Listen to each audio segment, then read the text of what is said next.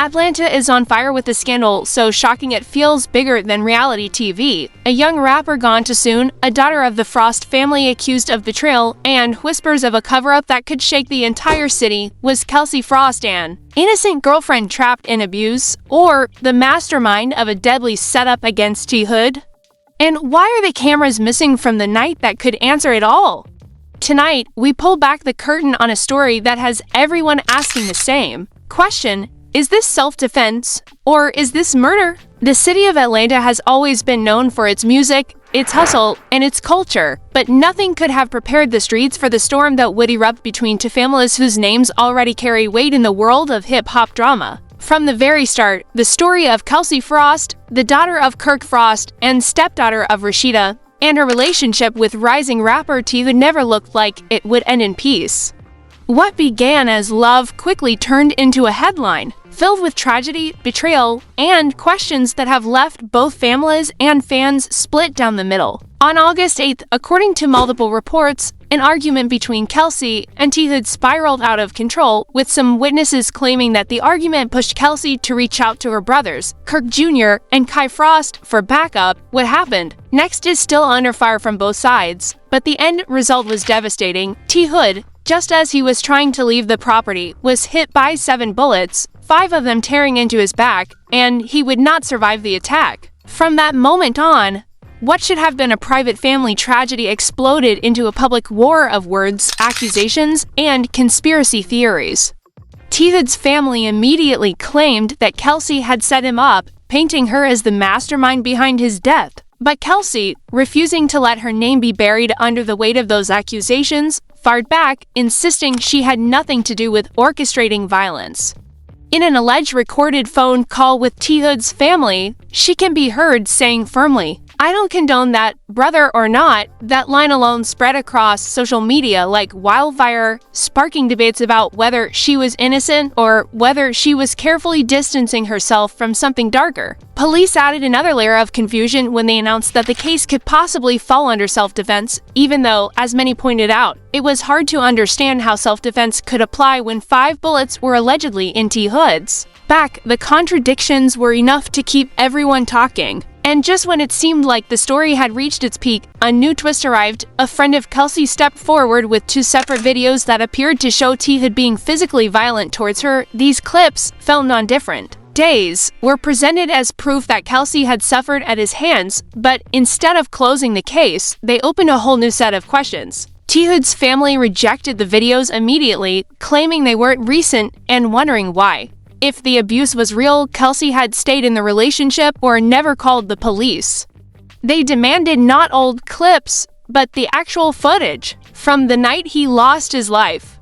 With that demand came the next wave of division. Fans, bloggers, and everyday people online became investigators overnight, tearing apart every detail, every statement, every clip, looking for the truth as emotions ran high. The official incident report landed, and while it gave some confirmation, it also left many holes. The offense listed was homicide by firearm, the suspect named was Kelsey Frost, and one female witness born in 1999 was documented at the scene, though not tied to the Frost family. Police confirmed they had arrived on the call of a domestic dispute, found a man shot, treated him on scene, and transported him to the hospital before turning everything over to detectives. Still, the details that mattered most, motive, sequence of events, intent, remain clouded. Meanwhile, Kelsey's friend went public in an emotional statement, insisting they weren't trying to bash anyone or destroy reputations, but simply speak their truth because the narrative had gotten out of hand. They claimed clout chasing and rumor mongering had taken over the internet, drowning out the facts.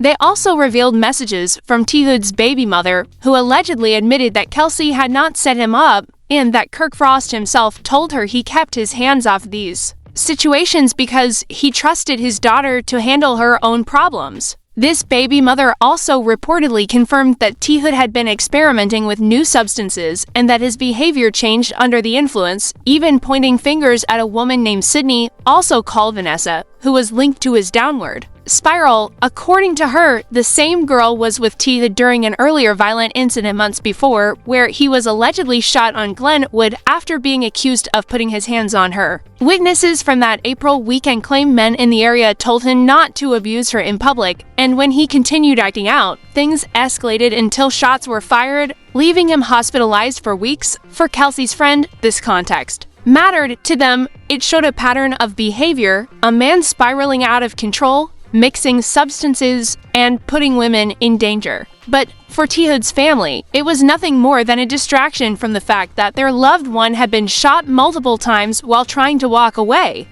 They pointed to his injuries, to the bullets in his back, and declared that nothing could make that self-defense. His sister Jada took to social media, saying 7 times to the body, 5 in the back, that's not self-defense.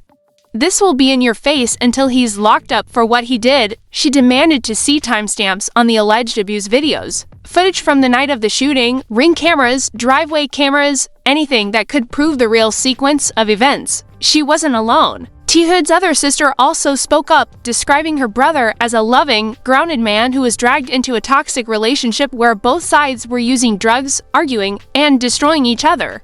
She pointed out that if abuse was as constant as was now being claimed, why did nobody call the police, and why was no help sought until after his death? Screenshots even surfaced allegedly from Kelsey saying chilling words like, "I want to end somebody for real," which critics used as proof of intent. The back and forth kept getting uglier, with T Hood's family calling the videos a distraction and Kelsey's side pointing to his drug use and past behavior.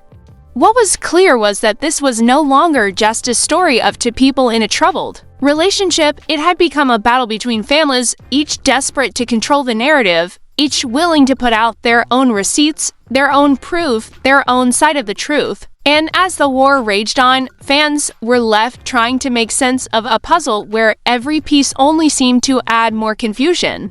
In the end, T Hood was gone, Kelsey Frost was fighting for her name, and the Frost family legacy was now tied to whispers of cover-ups, payoffs, and a murder investigation that might never give everyone the closure they're demanding. The aftermath of T Hood's death didn't calm the storm, it made it bigger, louder, and more dangerous, because what should have been a grieving period turned into a public trial on social media where every family member, every friend, and every alleged witness became a piece of evidence. By the time the incident report named Kirk Frost as the suspect, the online world had already chosen sides, and the hashtags were dividing the culture. On one side were those screaming justice for T Hood, echoing his sister Jada's demand that the shooting be called what it was, murder.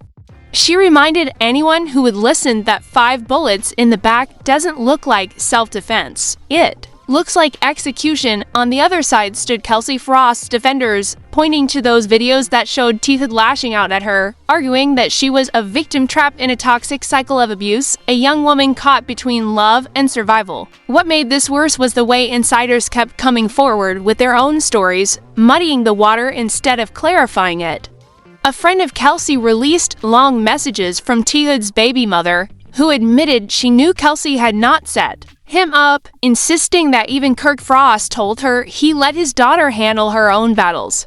She claimed that T Hood was experimenting with new substances, pills, and lean, and that his personality shifted drastically when he mixed them, making him volatile, unpredictable, and dangerous. According to her, a girl named Sydney, also known as Vanessa, was right in the middle of his downfall, introducing him to habits that dragged him deeper into chaos. Witnesses from the earlier Glenwood shooting in April said T Hood was caught beating Vanessa in public, and when men in the crowd confronted him, he refused to back down, bragging he would die over her. That night, after hours of chaos, he was shot and left in the hospital for weeks. For Kelsey's camp, this wasn't just gossip. This was proof of a pattern, evidence that T Hood's violent behavior was spiraling out of control long before August 8th, but for his sisters, it was a smokescreen, a way to shift the focus away from the fact that he was gunned down while walking away. They said if the Frost family wanted to talk about patterns, then let's talk about the pattern of cameras disappearing.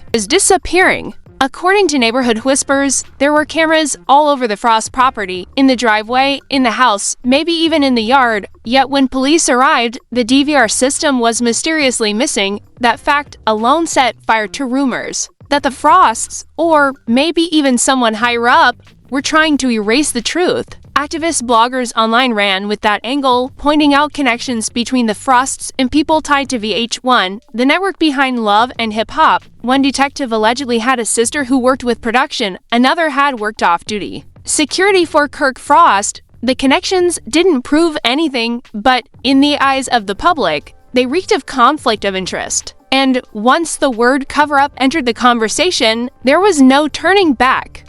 T. Hood's family demanded the release of every scrap of evidence from that night, the 911 calls, the witness statements, the camera footage, but instead, all they got were whispers and half-clues.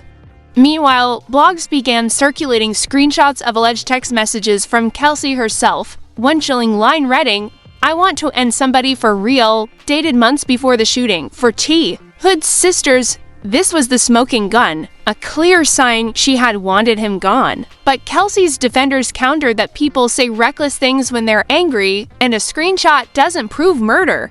The battle of receipts got so messy that fans didn't know what to believe anymore. One day, the narrative leaned towards Kelsey being a victim of abuse who finally reached her breaking point. The next day, it swung back to her being painted as the mastermind of a deadly setup. Through it all, Rasheeda and Kirk Frost stayed mostly silent, their silence only fueling speculation that they were working behind the scenes to protect their daughter at all costs.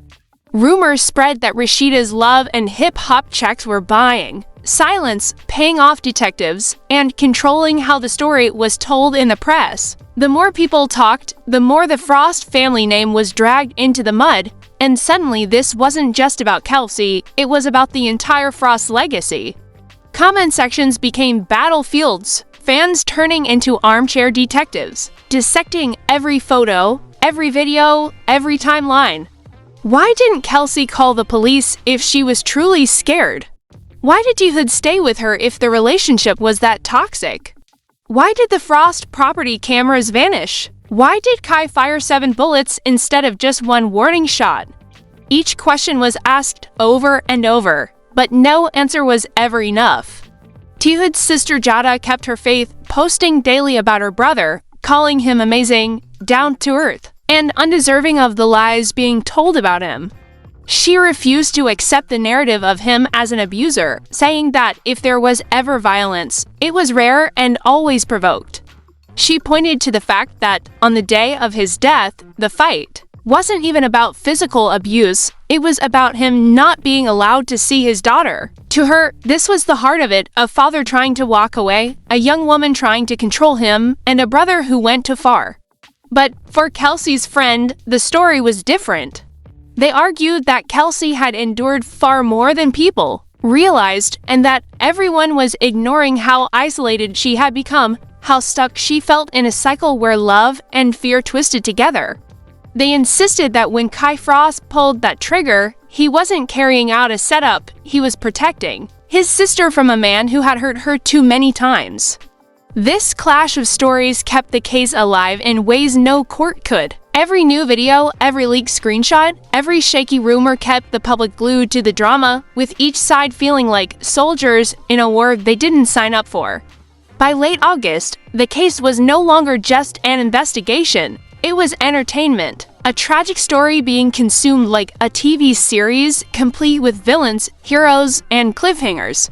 The families were bleeding publicly, their grief dissected for clicks and views, and in the middle of it all lay the unanswered question, was T. Hood a victim of a calculated plan, or a casualty of his own destructive spiral? No matter the truth, one fact was certain: his death had turned to families into enemies, to fan bases into investigators, and Atlanta into a stage where the truth was getting harder and harder to find out by the time the story reached its third chapter, the lines between truth, rumor, and manipulation were almost impossible to separate because every day brought a new piece of the puzzle that only deepened the confusion. What should have been a straightforward criminal investigation had become a cultural storm, with Kelsey Frost, Kirk Frost, and the entire Frost family on one side and T. Hood's family, led fiercely by his sister Jada, on the other for weeks. Whispers about missing camera footage and silent detectives grew louder, feeding theories that someone powerful was protecting the Frosts.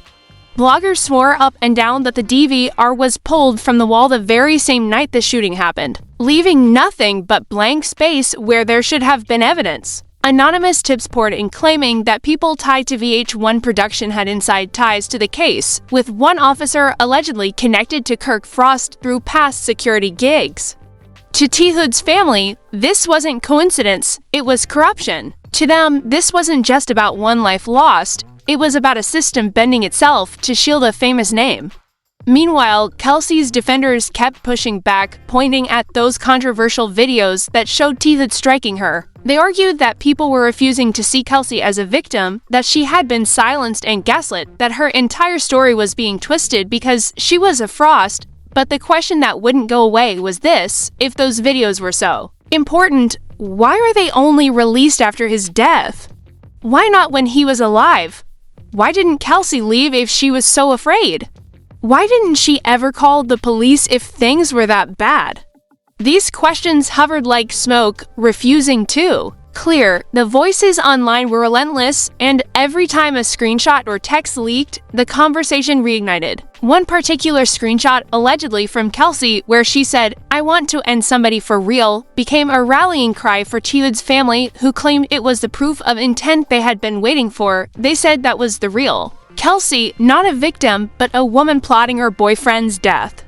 But Kelsey's circle insisted people were cherry-picking her words, taking things said in anger and turning them into confessions. Through all this, Rasheeda and Kirk Frost remained in the shadows, refusing to speak directly, but showing up in quiet ways, showing up at court hearings, staying close to their daughter, and letting their silence do the talking. Some saw that silence as guilt, others as protection. T. Hood's family, however, didn't back down. His sister Jada posted daily, demanding timestamps on the supposed abuse videos, demanding driveway footage, demanding the truth. She said again and again, 5 bullets in the back is not self-defense, and those words became a chant repeated in hashtags, comments, and protest signs. People started showing up outside the courthouse, holding vigils, wearing shirts with T. Hood's face, chanting for justice. And the deeper the case went, the darker the details became. Old messages surfaced where T. Hood allegedly complained that Kelsey was trying to paint him as a monster. Old voice notes leaked where friends claimed T. Hood was spiraling from drugs, while others swore he was trying to get clean. Allegations surfaced that the night of the shooting wasn't just a domestic dispute. It was a standoff about control, about custody, about pride. Neighbors swore they heard yelling about T. Hood's daughter, that he was furious he couldn't see her, and that the argument turned deadly when he tried to leave. That version of events lined up with T. Hood's family's story, that he wasn't attacking anyone, he was walking away. But it clashed with Kelsey's version, which was painted through her friends' posts, that she was terrified, that he was unpredictable, that calling her brothers was her last resort. At the heart of all this was Kirk Frost, the man named as the suspect, the man who pulled the trigger, but who remained eerily quiet. While everyone else argued online, Kirk said nothing. No statements, no interviews, no social media posts, just silence. That silence made him look guilty to some, disciplined to others, and it only heightened the drama. The case dragged on, but the people weren't waiting for a courtroom verdict. They were building their own. On one side, T. Hood's family, and fans were calling for charges of murder, screaming that cover-ups don't erase blood. On the other, Kelsey's defenders were begging people to see the abuse she endured, saying no woman should be condemned for seeking protection. The tragedy is that neither side was winning. A young man was gone, a young woman's life was destroyed. 2 families were shattered, and an entire city was left with a story that played out like a reality show instead of a homicide case. By the end of summer, the Frost name was forever tied to whispers of blood, and T. Hood's legacy was locked in hashtags, protests, and grief. What comes next, a trial, an arrest, a confession, or another twist, remains uncertain, but one thing is clear, this war between families is far from over, and the truth about what really happened on August 8th may never fully see the light of day.